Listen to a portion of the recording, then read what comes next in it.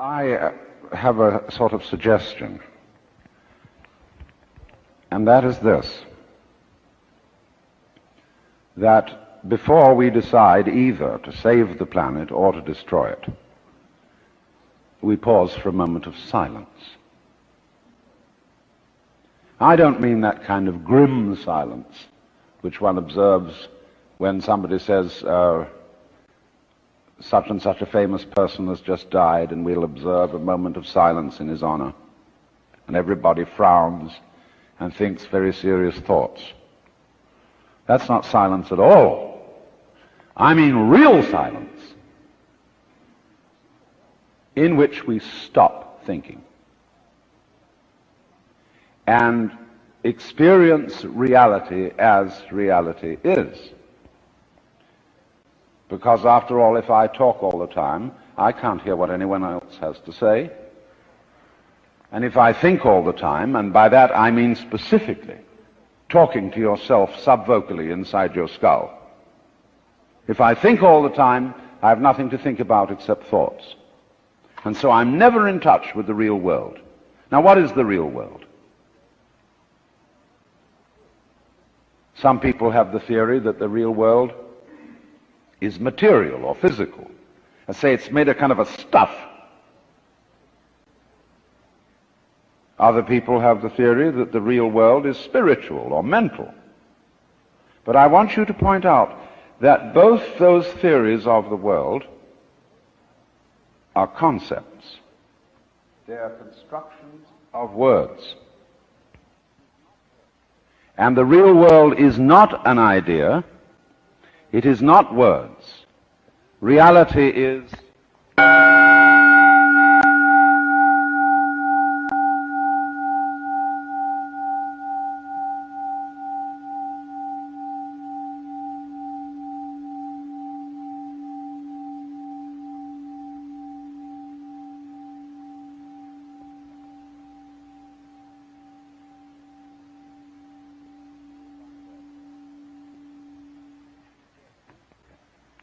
You will find, therefore, that if you get with reality, all sorts of illusions disappear.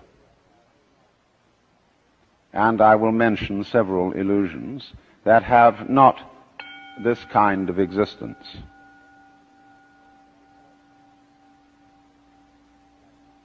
Let's begin with some very down-to-earth ones, like money. Money is a very useful method of accounting.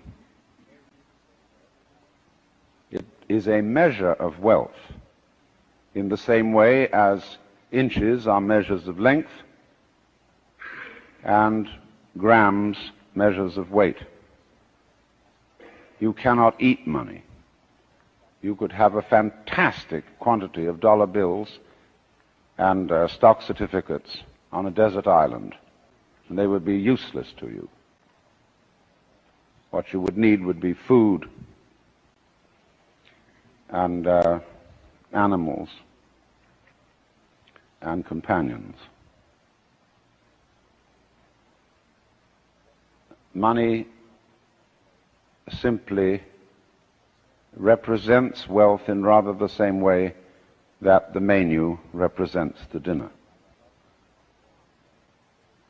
Only we are psychologically perverted in such a way that some of us would rather have money than real wealth. But you know, you cannot drive in 5 cars at once, even though they be Cadillacs. You cannot live simultaneously in 6 houses or eat 12 roasts of beef at one meal. There is a limit to what one can consume.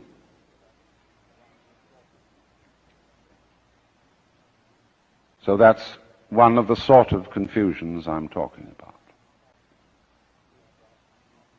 Another is that we confuse ourselves as living organisms with our idea of ourselves. That is to say, with a conception of myself which is called the personality or ego.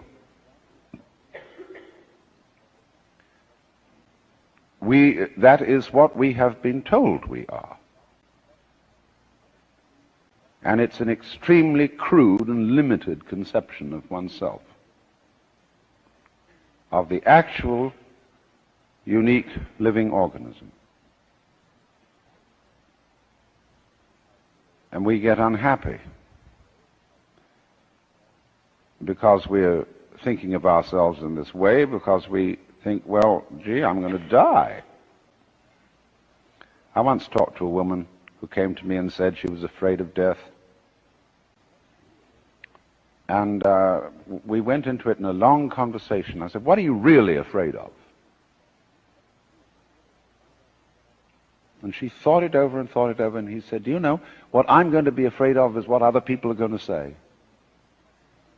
They're going to say, poor old Gert, she couldn't last it through. Because you see, who you think you are is entirely dependent on who people have told you you are. You're not that. Then another thing that bothers us is time. Most people nowadays say, I have no time. Of course you don't. Because you are not aware of the present. You know, the present is represented on your watch by a hairline that is as thin as possible as is consistent with visibility. And so everybody thinks the present is, instead of,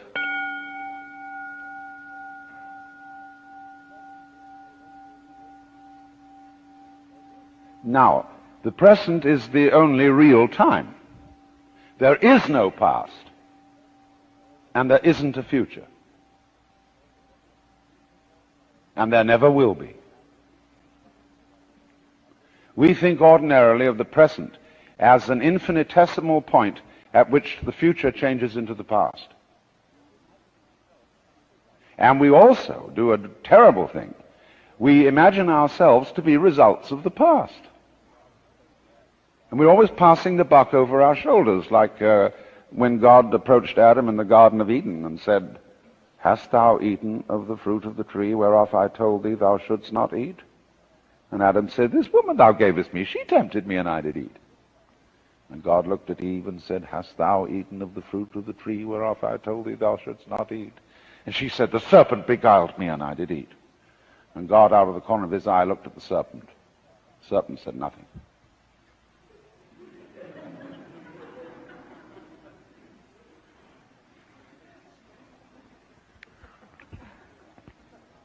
So you see, we're always passing the buck. And don't realize that the past is caused by the present, as the wake of a ship flows back from the prow. Now, the wake doesn't drive the ship any more than the tail wags the dog.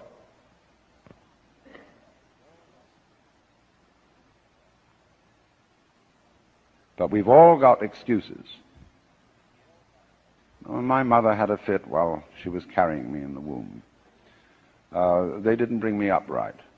And then they go to the mother and say, how is it that you could have been so irresponsible with your children? And she says, well, it was my parents who didn't bring me up right either. And so everybody passes the buck. But the truth of the matter is, it all begins here. This is where the creation begins. And you're doing it and won't admit it. Because, of course, you're all God in disguise. Jesus found that out, and they crucified him for saying so.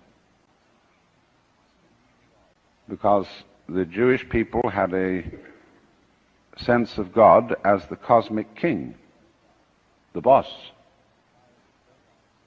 It was modeled on Pharaoh, on Cyrus of Persia.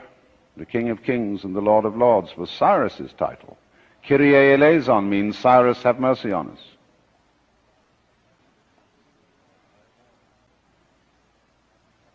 But you don't have to think of God in that image. When modern Protestant theologians of the sort of liberal type are saying God is dead, they mean not that literally, they mean a certain image of God is dead. outworn. Because it was, after all, an idol. And when it says, thou shalt not make to thyself any graven image, it doesn't mean merely images of wood and stone, which nobody took seriously anyway. It means, above all, images made of imagination, images made of concepts. And that one had feet of clay. But it doesn't mean that God is dead, that life is nothing more than a trip from the maternity ward to the crematorium. It's much more spooky than that.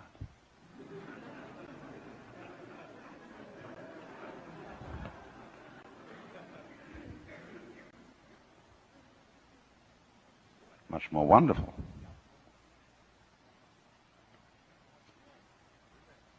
But you see,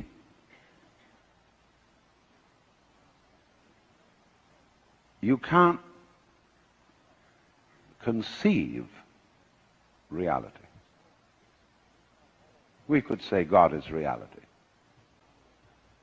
But if I call this the sound of a gong, it isn't the same as this. You see? The sound of a gong is a different sound from that sound. The sound of a gong, the sound of a gong, the sound of a gong, the sound of a gong is not...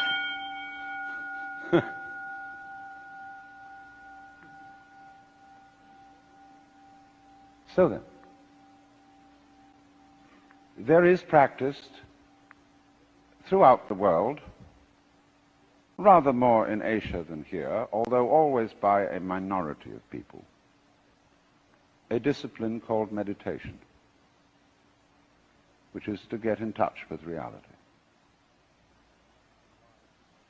The word meditation in English doesn't have quite the same meaning, because when we talk of someone meditating, we think of deeply pondering about something. When the Orientals are asked, what do you meditate on? They look slightly puzzled. We don't meditate on anything. We just meditate. In Sanskrit it is called jhana. In Chinese it is called chan. In Japanese it is called Zen.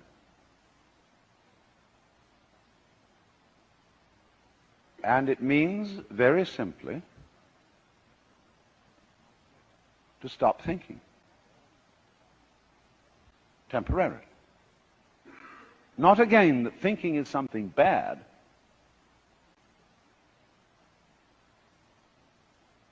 but if you don't, you have to stop thinking at certain times.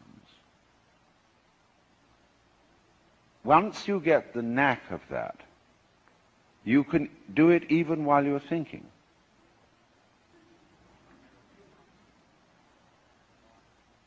So you can be a scholar and practice meditation.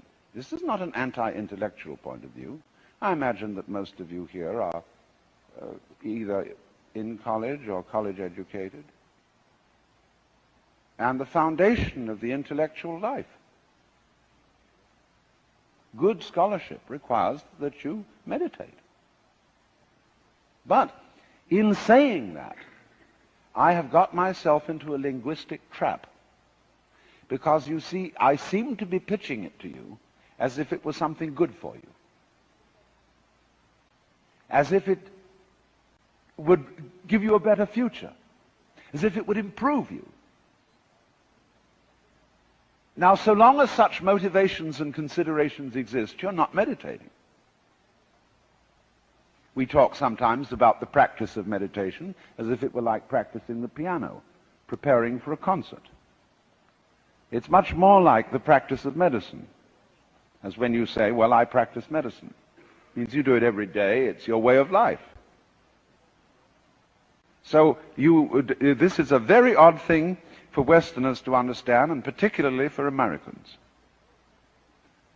Because we are so fixated on the future. When we say we want to put something down, we say it has no future. Well, do you?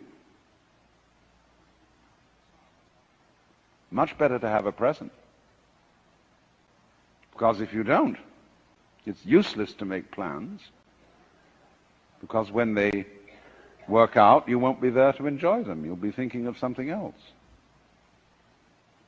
So this is one activity which is curiously different from all others.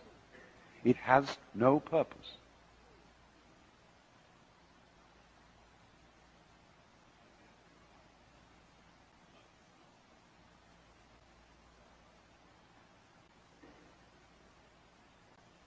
It's rather like music or dancing in that respect. Why do you listen to music? Supposing there would be a culture with no music, would you consider that a high culture?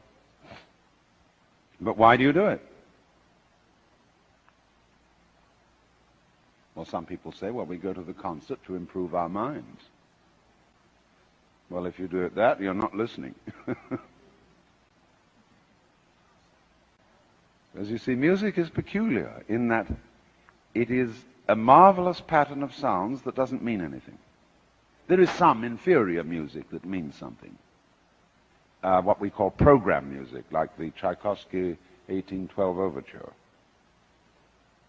or some of Debussy's perpetrations, such as the Englutted Cathedral, where it's creating visual pictures, or imitating natural noises, the beat of horses' hooves, or rollings of military drums, and the sound of the waves, etc. Just imitation. Now, great music, as composed by Bach or Mozart, or the Hindu music, or some of the great contemporary composers, doesn't mean anything except itself.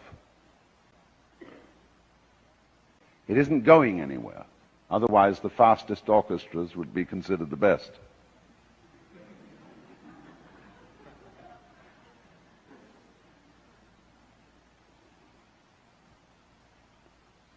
So we, in music, become centered. We come into the present. Not a hairline present, mind you.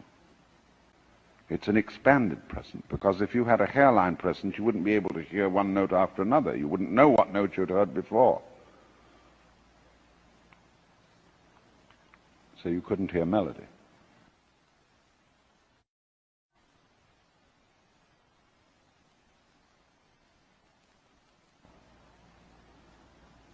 But in this, you are released into reality. That's why it is said that the angels in heaven have harps, and why they circle the throne of God and sing Alleluia, Alleluia, Alleluia, which, although it does mean hail to the Lord, doesn't really mean anything. When you really get swinging with an Alleluia, it's just Alleluia. You don't think of the meaning of it, you see, because you can't think of the meaning of God. What does God mean? What is God useful for?